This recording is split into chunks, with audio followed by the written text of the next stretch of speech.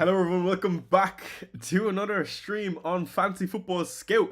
Today as usual, I'm joined by Gianni and we're going to run through our Game Week 16 team selection. I say we, my own, and what I plan on doing with the 5 free transfers that have been dropped on us for AFCON. I have some big moves to make due to me having Mo Salah. It gives me some money in the bank, and I've already made one big move, which is Salah to SAKA. First off, Gianni, how are you keeping? And secondly, what did you make of everything that's going on with Mo Salah? We've not had a big earthquake like this in the football scene for a while, since Ronaldo maybe. It's very rare you get a player speaking out about the club / manager in quite such an obvious fashion. And usually it might take like months of a disgruntled player. This has come in the last, fortnight? Salah's missed 3 games in a row, but there was a midweek round. So I'm guessing something has happened in literally the last 2 weeks. And rather than sleep on it, or rather than it come out in the press months down the line, Salah's dropped a bomb. I think AFCON is probably a big part of this. He knows he can drop a bomb and be away for a month. He also knows the transfer window is going to be open when he gets back. But the timing isn't great, and airing your dirty laundry in public isn't something that many of the top clubs have done historically. You just don't see it from the big names. So, I mean, it's huge news. It's massive news because Mo Salah's been one of the Premier League greats, and it looks like he's probably, I'm guessing, if Slot's either on, so the Slot or Salah, one of them's going to be on their way in January. Yeah, absolutely, and it makes for a very interesting period because I mean Liverpool after winning the title holders, and last night, to be honest, I was scrolling through Twitter with my popcorn. I found it very entertaining. As usual, lads, if you can see and hear us all right, and if anything needs to be adjusted, do let us know. We are recording this as the Brighton and West Ham game is going on, and there has been a goal. Jorginho Rutter has scored off a Jean-Paul Van Heck, is that his name? Close and around there anyway. Someone tell me his first name. I don't know. I just know him as Van Heck. Is it Jean-Paul? What, Jean-Paul Gaultier, Jean-Paul Van Heck? It's not far off. But anyway, we of course have 1 or 2 more games to go. We have Palace, Fulham, and then we have United, of course. So the game week is not over, but we can start planning now, and we have to, due to the massive price rises that are coming our way. True. FPL have not changed the system, so it looks like there are going to be multiple price rises for a lot of the same players. So we will have to keep an eye on them for sure, Gianni. Have you gone early on any moves out of curiosity? I haven't, but I did see who came, and it was Van Heck who got the assist. And yeah, it's Jan Van Heck, Jan Paul. Jan. So I think that might be pronounced Jan in wherever he's from in Europe. But yeah, close. And he got the assist. He keeps getting points. But mate, last night there was price rises on Saturday night for players that, like, quite a few players that blanked. Like Timber, Raya, Thiago, all went up in price and they all blanked. Now, they're all very good buys, don't get me wrong. But it's very rare you see Saturday night price changes for players that have blanked. Mark Gahey went up in price last night. He hadn't even played. Like, it was, yeah, I mean, it's going to be a crazy week. And you know, I'm pleased to say Fantasy Football Scout, they have the best price calculator.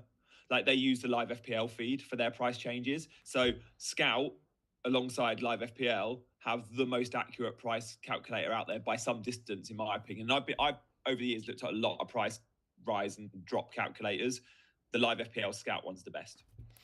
Yeah, and it is Jan Paul. I do apologize for that. And we should absolutely cover some of these price rises in this video, Gianni. I feel like it'd be very useful to the listeners. So we might pull up live FPL, shout out to them, and run through some of the things that we might expect over the next week, because this is absolutely massive. And again, there is going to be Champions League games going on midweek. So what I would say, my advice would be, as much as you probably want to make as many early moves as you want and try to catch the price rises, if you don't have to do it, I would wait. Again, we've seen time after time things happen midweek, and this is the busy Christmas period, and we're going to see lots of players either pick up some injuries or be rested even in Champions League, and it might change some of your decision making going into the weekend. So do be patient if you can be, and as long as you're not priced out, don't stress it.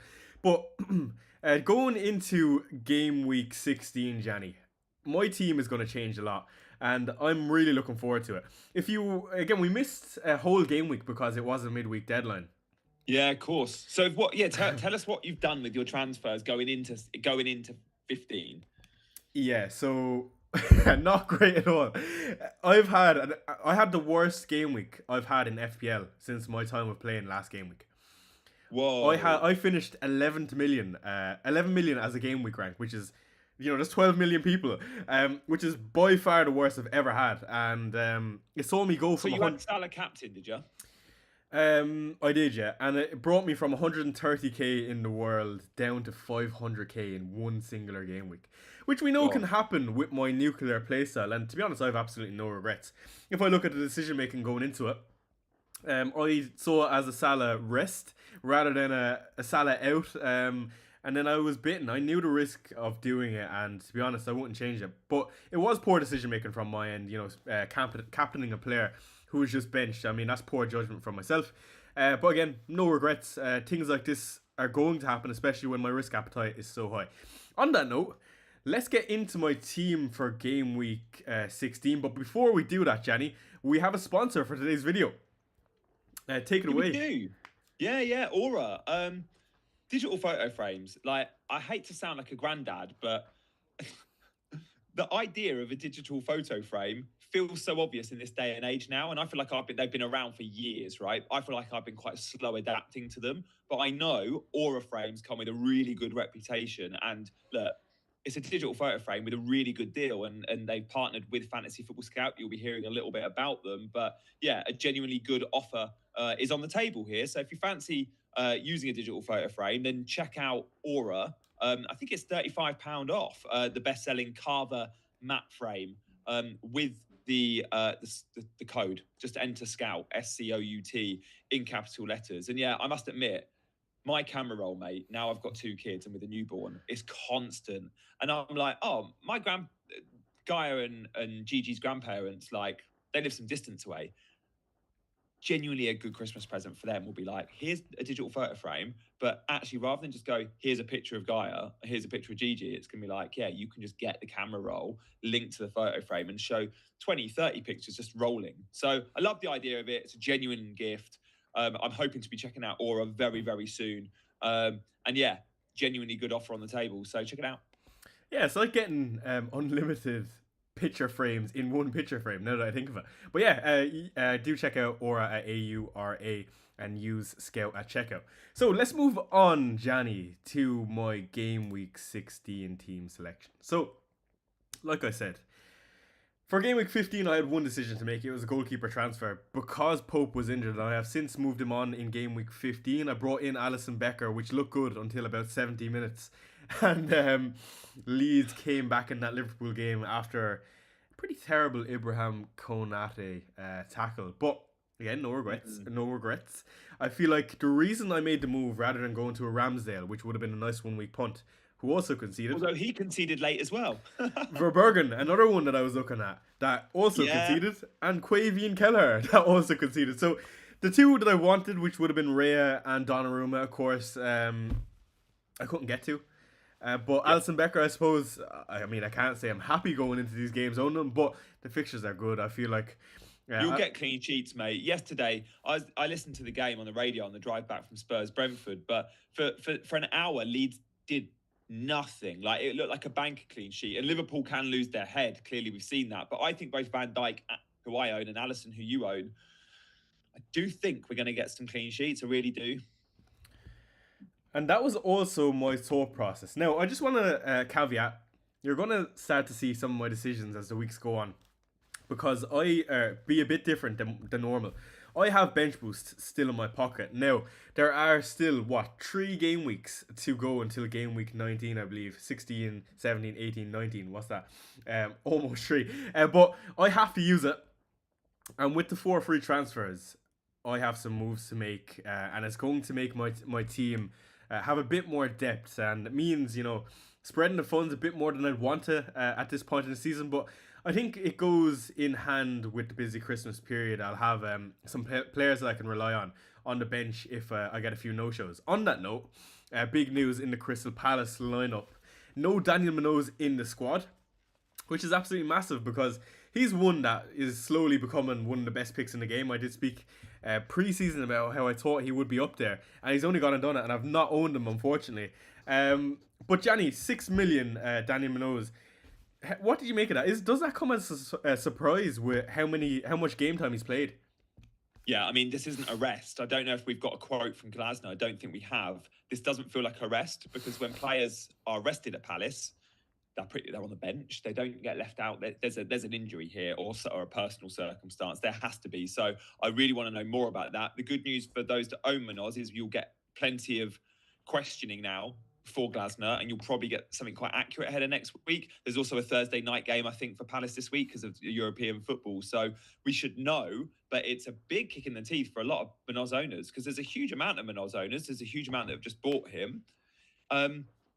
Frustratingly, however, for some that don't own him, they'll be seeing a lot of their friends in the mini league with Munoz, but with Dewsbury Hall first up. And Dewsbury Hall went and got 16, 17 points. There's some that have got Foden coming off the bench. Like, there's quite a good. I've seen someone with Matty Cash coming off the bench. Like, there's quite a few good auto subs this week. So yeah, it'll be interesting to see.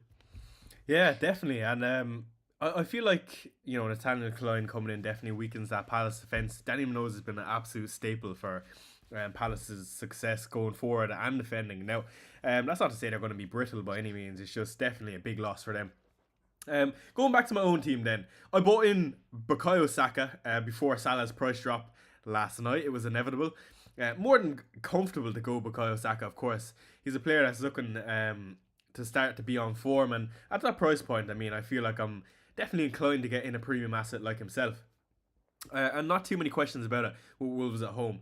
We'll speak about captaincy in just a second, Gianni. With 4 million in the bank, bench boost to use, and 4 free transfers, of course, there's going to be some motion in my team.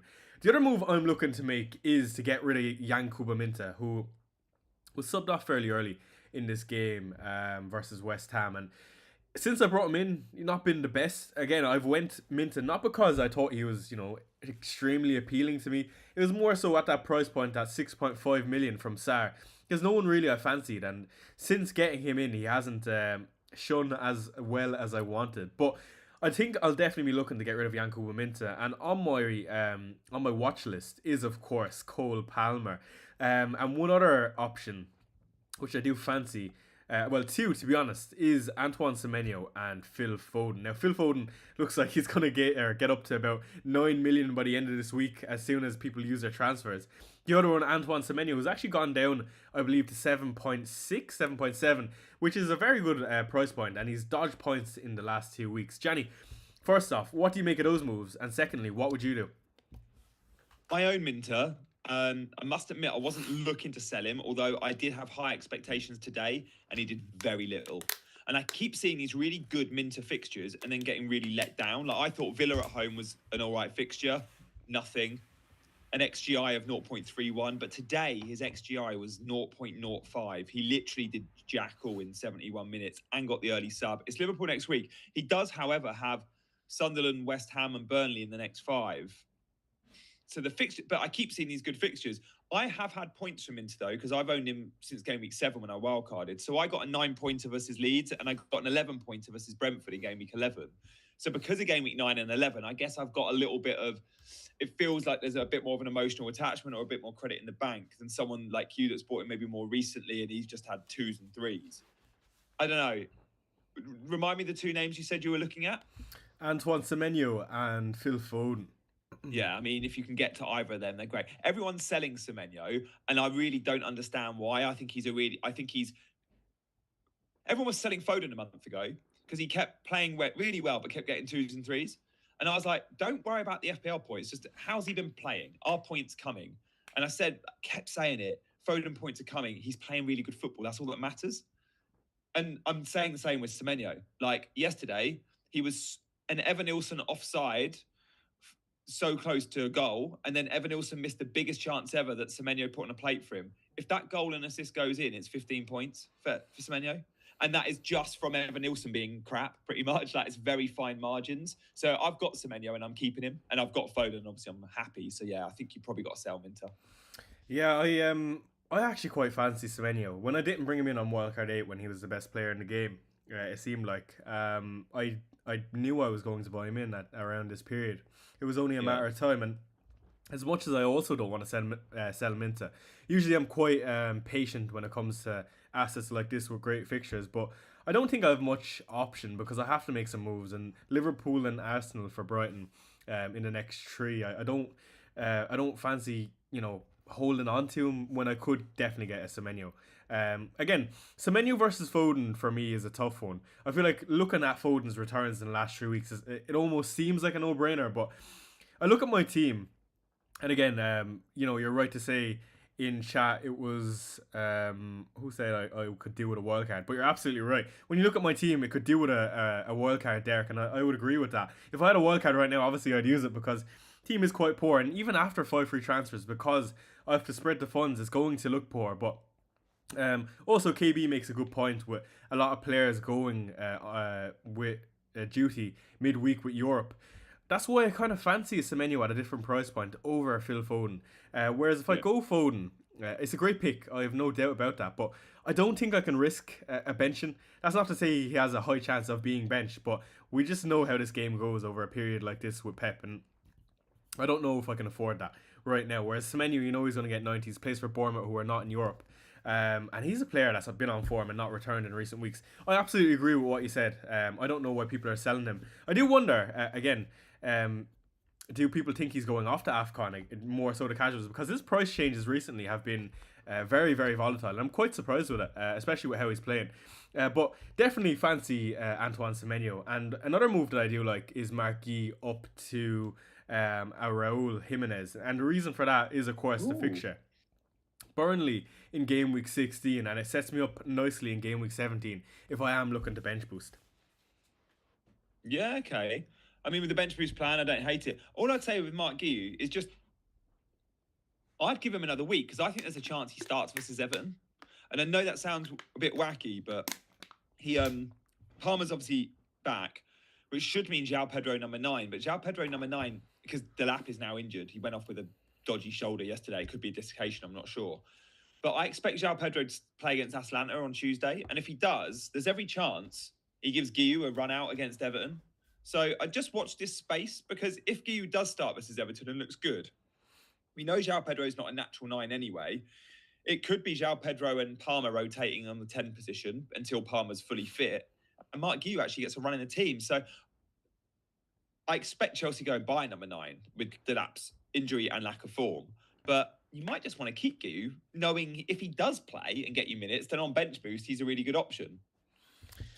Yeah, I don't mind that, but I just don't know if that's just cutting it a bit close to the to game week 19. Do you know, if he doesn't play, then I'm stuck with Guy, and I'm like, I should have benched him. You've got all this money now as well. Because you've sold Salah, you've got more money than pretty much any other team I know, because you had Salah, right? And the Salah to SAKA still banked you a ton of money. So you must look at spots like Mark Guy and go, it doesn't take much for me to improve them, and I've still got money in the bank. Yeah, absolutely that. And especially if I I could definitely bring up Minta, which I think is almost a no-brainer. What do you make of Cole Palmer? Again, we got 70 minutes during the week. Yeah, he looked rusty, but Chelsea looked rusty. I think I just go, he needs time. He's a bit of a non-event until he's ready to play 90. But that could be this time next week. I still think it's too early to buy him at the moment, but I do think he'll become an option very soon. Yeah, I agree with that. And I'm more than happy, to be honest, with how I've played it. Again, Derek is saying, how much is left if you do Szoboszlai to Foden?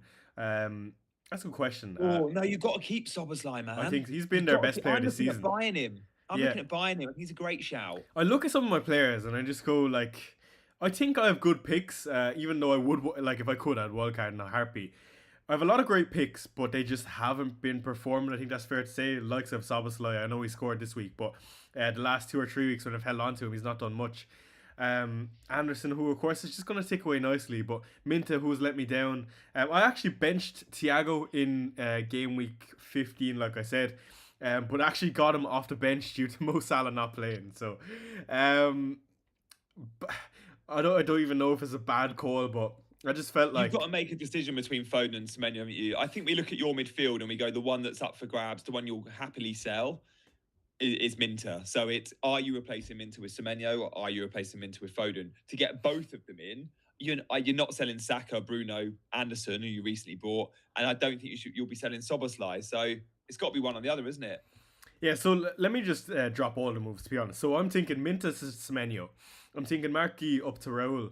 And I'm thinking Joe Roden, benching O'Reilly, who's been great, and bringing in Nathan Collins. Again, Brentford have been conceding goals recently, but they've been close enough to clean sheets for me. And Collins is good attacking threat and good defcon. That's why everyone brought him in on free hit and great fixtures. Always so the target at set pieces, man. Every corner yesterday, it was like I was watching just to be like, yeah, they look at Collins every time. Exactly, and that would leave me with 9 home fixtures if I brought in Collins. And as much as my team doesn't look great on paper, I would agree with that. Like, I just have a lot of players that would plod along nicely, like Anderson, who's you don't expect to get a clean sheet week in, week out, but quite good for defcon. O'Reilly, you don't know if he's going to get attack and return. Bruno, Anderson, and Szoboszlai, you don't know what you're going to get, but you have like decent floors. But again, I think I have to play it with what I have, and I don't think those moves, are exactly exhilarating. The likes of the Semenyo, one that a lot of people are selling. But I do think it's a good move, and playing with my head, I feel like long term it could do me nicely. Yeah, I don't mind those moves, mate. And I knew you'd be using a few. I think it's a good opportunity when you're offloading Salah. It's like you don't want to just offload Salah when you've got one transfer in the bank because you can't make the most of the money you're going to save, and you can now. It's a perfect opportunity for you to offload Salah because you've got these 5 free transfers. You could spend the money. So the move looks good. I mean, going no Foden is a huge risk, though. You know that. That must scare you a little bit, does it? Oh yeah, absolutely. Would you consider getting another City player in? Because you've got O'Reilly and Haaland. Does another City player help cover it? Like I know the way you watch football and scout players. You must watch Cherky and go, I'm so close to wanting to buy you in my FPL team, but even you look at the minutes risk and go, I don't know if I can do it. But Cherky must have caught your eye yesterday. Oh man, he's amazing. Phil Foden has been a mainstay in the last 2 seasons in my team, Gianni. I think it was the season where I love him. Yeah, we captained him a few times, and again, I think he's an amazing pick, but I look at what I need right now, and I just don't know. It's going to be unfortunate because if I don't go there, he's going to be at a price point that I won't be able to afford at 9 million, I'd say, by the end of the game week. But I just think I can do a lot more if I go with Semenyo, and due to bench boost. It is a hard one. Sharky, I think, is a phenomenal player. He's so good on the eye. There's no doubt about that. Again, it's just always minutes concern with a player like him, though, and he still is fairly fresh. Players like Marmoush looming around. These are not players that are going to sit on the bench for too long. And Sharky, as good as he is, Pep loves a bit of rotation, and I don't think I could go there just yet. Just on Szoboszlai, I raised an interesting question. I don't think it's one that has been talked about a lot. When Isak and Salah are not on the pitch, it looks like we're not going to see Salah. Who's on the penalties? I believe Szoboszlai has a very good penalty record. He takes them for Hungary. He's got a good record. It's either him or McAllister. And I don't know who. And I would suggest it's either him or McAllister even over Ekitike. I don't know. I mean, if Isak's on the pitch, we know he'll take them. But knowing Ekitike is a younger player, is new to the squad, Szoboszlai and McAllister would be the two. But McAllister didn't start yesterday. Even he's been dropped / rotated. So there is a chance, you're right. Szoboszlai, we know he takes the direct free kicks. He takes some of the corners. He could have pens. It does feel like Szoboszlai is becoming, when he scored what he thought was the winner yesterday, in the 85th minute or whatever it was, it's like, it's 2-2. He goes and scores. There was something there when he scored that and went and celebrated with the Liverpool fans. It was to make it 3-2. He thought he'd won the football match. So it was sort of being like a bit of a claim to, it's becoming Szoboszlai's team. Like, he's become the key cog. I think he's probably the only Liverpool player that's played 90 minutes in every game this season. And I think I'm right in saying that. He's not had a single substitution. He's not had a single benching. He has played 90 in every single game. Like, Slot loves him. He's a key cog. Absolutely. And I think there's a lot of things going for him. It's why I like him as a pick. And I understand if you don't like him, if you look at, his last few game weeks and how Liverpool are playing in general. But at 6.5 million, I'm more than happy to have a Liverpool asset like him who is getting 90s. His ideal position, I don't know, as an owner. He plays right back, he's decent for DEFCON. He plays right wing. Seems like he can get a goal. He plays the 10. He's less involved. But what I would say is, like you said, he is becoming the key cog. You look at the game yesterday, he scored a goal, and like you said, heavily involved in the crowd. After the game, he does the interview after the match, after a very poor result, and just going back to the penalty situation. If you're Liverpool or Arne Slot, and you're looking at the team or the players in that team, look who stepped up to take that free kick versus Arsenal this season. He is phenomenal at dead balls, and I was just looking at his penalty record there. 19 penalties taken in his career. He's after scoring 18 and 95% conversion rate. I don't know if you drop it to Ekitike, who's barely even starting week in, week out. And sure, you could go McAllister, but even he's not even starting week in, week out. So I wouldn't be surprised to see Szoboszlai on him, to be honest. And there's even been a lot of talk about him signing a new contract. So I feel like I'm actually happy to hold on to Szoboszlai for the time being.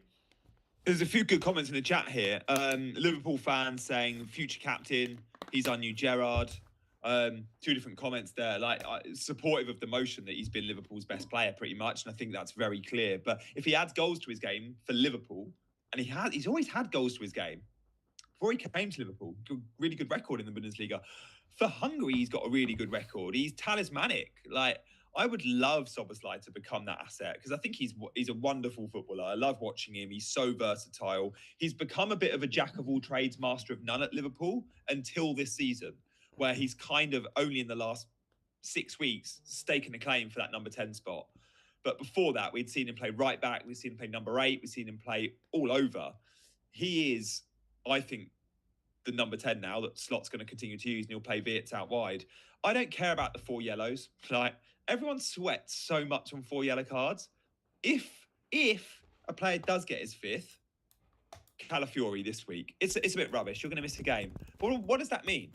It means you miss one game and you have one good stub come in, but it also means he's then had his rest. So the other games for the heavy fixture schedule, you go, I don't got to worry about Calafiori missing a game now. He'll probably start them all because he'll have had his rest. If Calafiori didn't miss Wolves next week, you'd be sweating the week after going, does he need a rest? Because Calafiori is the type of player that will miss a game through a rest. And Szoboszlai, sure, he's a 90-minute man, but he might not even pick up the yellow. And if he does, it just plays into the schedule of rotation. Yeah, I agree with that. I'm not too concerned about if a player's on 4 yellows myself. Again, I can understand if you are, though, and especially if you don't have a bit of depth in your bench. I am also I'm thinking of bringing in the likes of a Collins, who's also on 4 yellow cards, just to note. It doesn't put me off too much, especially when I have the likes of a Richards on the bench or an O'Reilly in that case. But like we did say at the start of the stream, we will bring up some price changes that are projected for the next few days or weeks.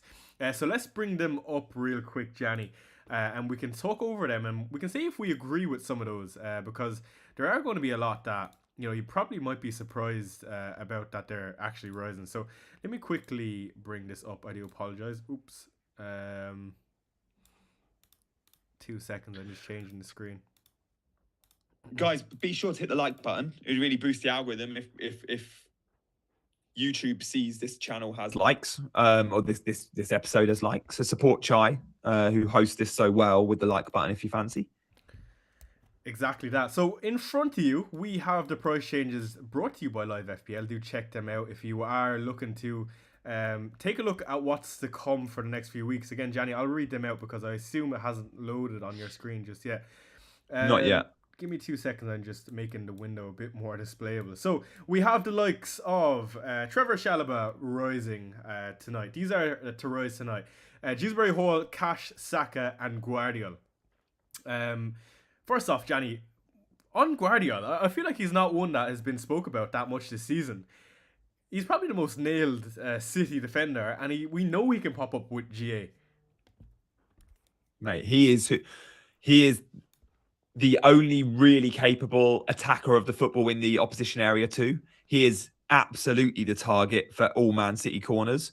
What a header yesterday from the Foden corner. Look, don't get me wrong, Diaz is perfectly capable in the air. So is Nico O'Reilly, by the way. He's 6'4". But City don't really have a commanding centre-back that will win in the opposition box other than Guardiola. He's so reliable and he does score goals. And I think he's well priced. He is cheaper than Van Dijk. He is cheaper than Daniel Munoz, who, by the way, could go up in price very soon, even though he's injured. Yeah, I like the City defence. I know everyone goes on, City never keep clean sheets. When you look at the underlying data in the scout members area, City defence isn't bad at all. It's still a top 3, top 4 defence.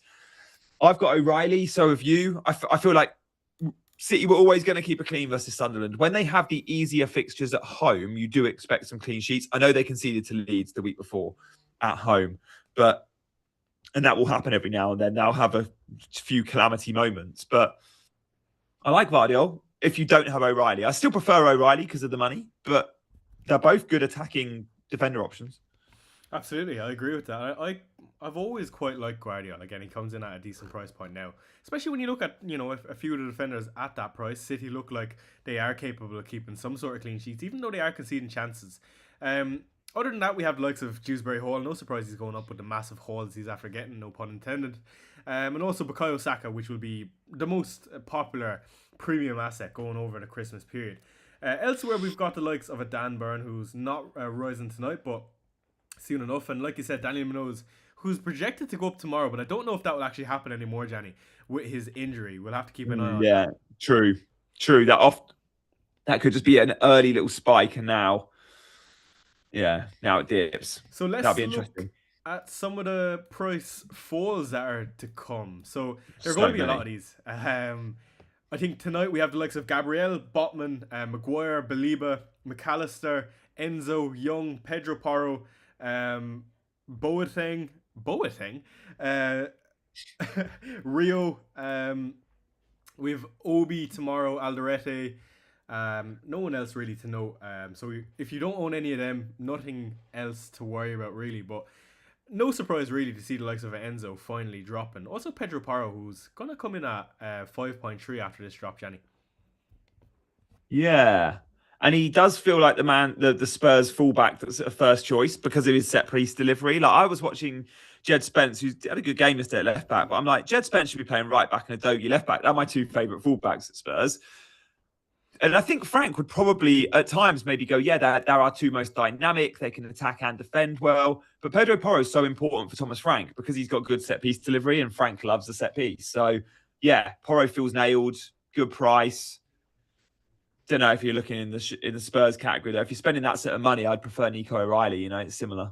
Yeah, no way would I be going Porro. I'm actually not the biggest fan in terms of a fan of Porro. I think my preference would also be Spence. I just feel like he's a liability at defending. And I know he does have a good dead ball on him, but more likely than not, the cross doesn't get past the first man. And that's not to hate on him. It's just, when you come out and make statements on Instagram, for example, you're going to go public and talk about real fans and stuff. You better back your performance on the pitch with that, and he's just not one that is doing that. So again, he had a decent game yesterday, and he has had decent games this season, but it's just a consistency. A lot of the time the ball comes in around his area and he is liable. But let's see. I think, I won't be surprised to see some rotation throughout the season in some of the harder games. Jed Spence playing right back. Unfortunately, Destiny Udogie looks like he's after picking up another injury, which is not ideal to your fellow Italian Gianni. But just on Spurs, Gianni, before we close up, we have 5 minutes until the end of the stream. Again, we will be taking maybe a few questions before we finish up. Just on Spurs, we needed a big win. 2-0 versus Brentford, which of course was massive. And our main man, well, not our main man yet, but hopefully our main man for the future, Xavi Simons, which would have definitely lifted the crowd. I was confident going into this game, I'll be honest, Gianni, and you very rarely hear that from myself because, I think we're some of the most pessimistic fans because of what we see week in, week out. But I felt, there was a bit of an energy going into this game with that result away to Newcastle.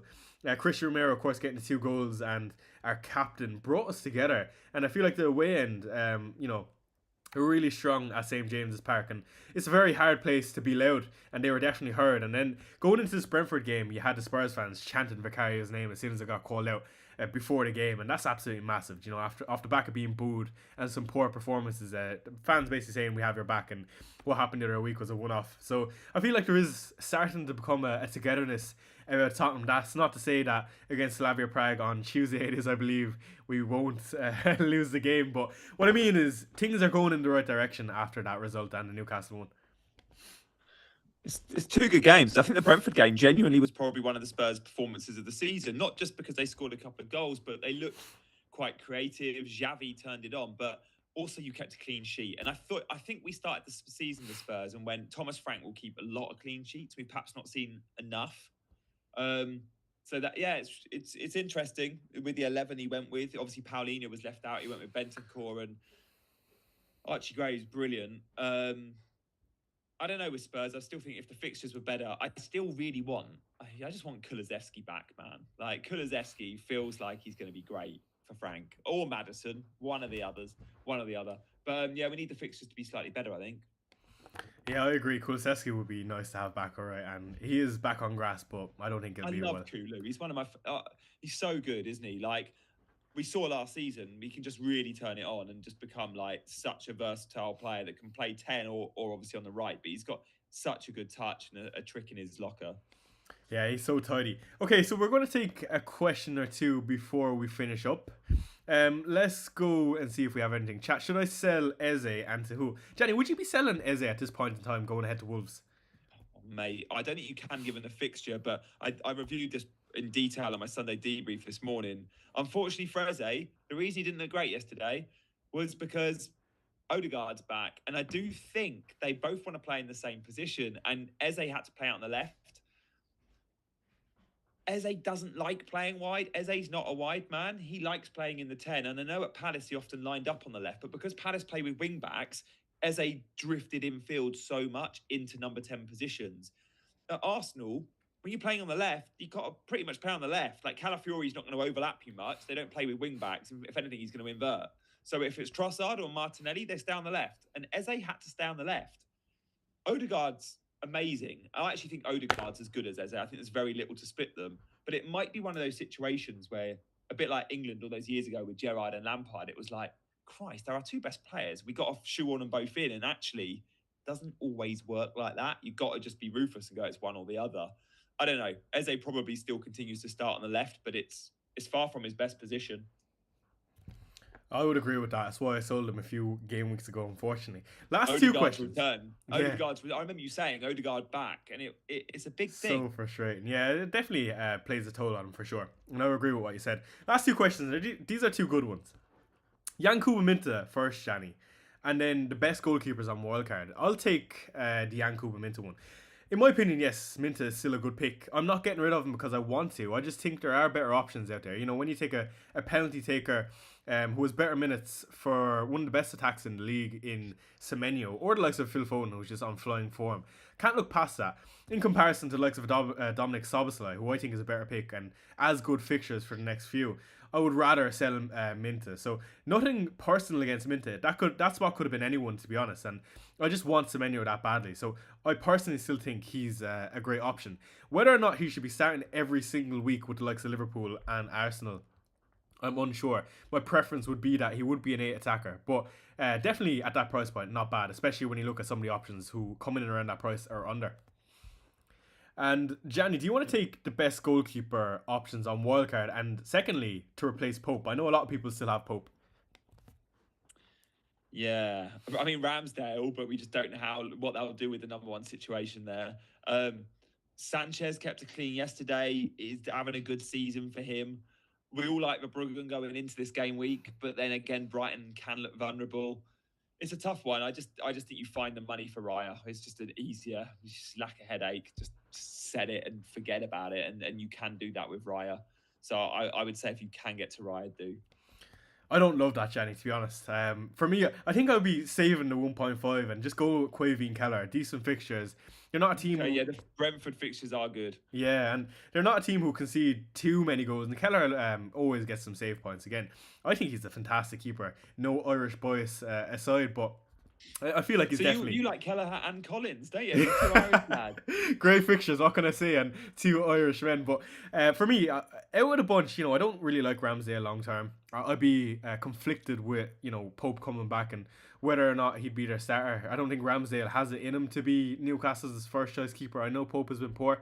That's just a personal opinion. For me, Donnarumma comes in at a nice price. I think with this run City are going on, I think if I could go to him over Raya, I would be tempted. Not to say he's a better option, but that would be my thought process. So yeah, if I were to rank him, right, it's not for everyone. Yeah, because you don't get the ceiling that you might perhaps get with an Arsenal defender. Exactly. And is it taking up an Arsenal spot? I like it because it saves the headache. But yeah, I get it. So let's do a top three, Gianni, before we finish up. For me, it would be Quaveen Kelleher, Donnarumma, and I'm going to put Allison in there as a differential that no one is going to like. I'm going to go Kelleher 3, Sanchez 2, Raya 1. Love that. Okay, so we're going to finish up there, lads. I hope you'd enjoyed the stream. Again, things are going downhill for my own team, but I'm not too worried. I feel like I'm quite confident going into game week 16 that we can turn this around with the transfers. Again, thank you for being patient with me. I understand that you guys are coming in here on a weekly basis, seeing my moves and seeing what I'm up to. But thank you, everyone who is enjoying the content. We do really appreciate it. And going into Christmas, it is going to be busy, Gianni, isn't it? And do you have anything left to say before we finish up? I'm going to drop my team selection either later today or tomorrow morning. And I think I'm buying an Arsenal defender that's not named Timber, who's not named Calafiori. And I've got Raya already. So no spoilers to who that is. I couldn't guess. He's 5.4. He's cheap. I don't mind this. I'll be honest. Anyway, do check out Gianni's channel at Gianni Batici on YouTube. I'll also have a transfer plans video as we go into some of the midweek Champions League games. So do check that out at FPL Chai. And we'll leave it there. And as usual, lads, we will see you in the next.